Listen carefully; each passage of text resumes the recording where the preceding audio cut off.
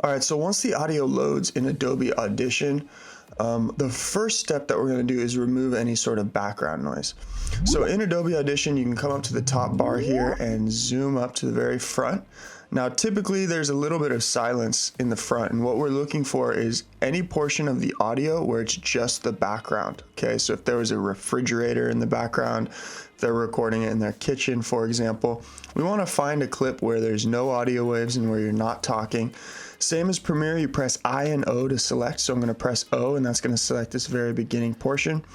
Once you have a section of audio, even if it's 0.2 seconds, it doesn't need to be that loud.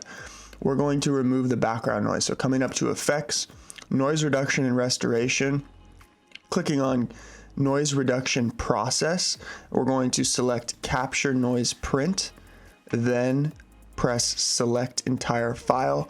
Now you can sample what this sounds like by pressing play here and adjust the noise reduction and the dB here.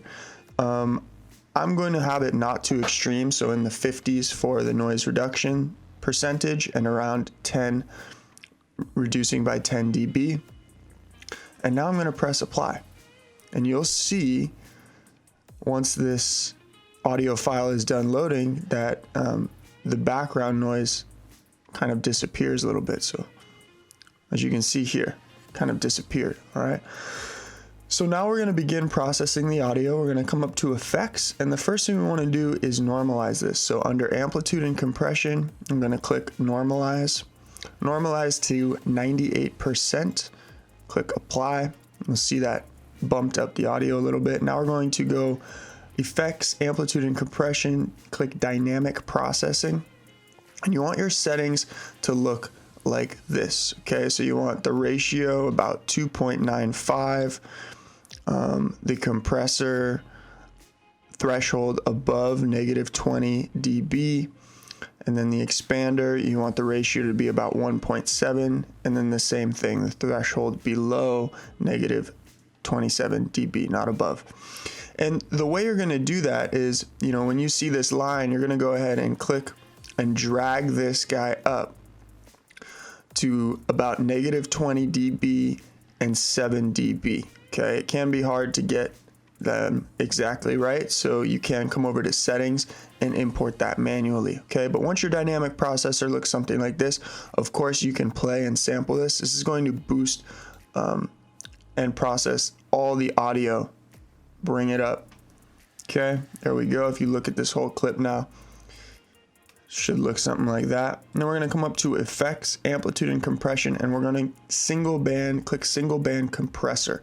Okay, so this is it's going to make everything come down to normalize all the audio and compress it so there's no big difference if they get louder in the voice or they laugh or they whisper. It's going to all kind of sound the same audio level. Okay, so we want to set the threshold to -12 dB, the ratio to 4.1, the attack to 10, the release to 100, and then we're going to click apply.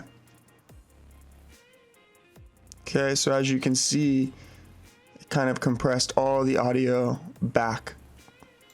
All right, and then the last thing we're going to do is normalize one last time. Normalize to 98 dB. And then we're going to export this file. So I'm going to come to File, Export, File, and I'm going to title this the name of the episode, Leveled. I'm going to click Browse. I'm going to save this file in the exact location where all the footage is so I can stay organized. Once I've selected the location, I'm going to press OK, and now it's going to export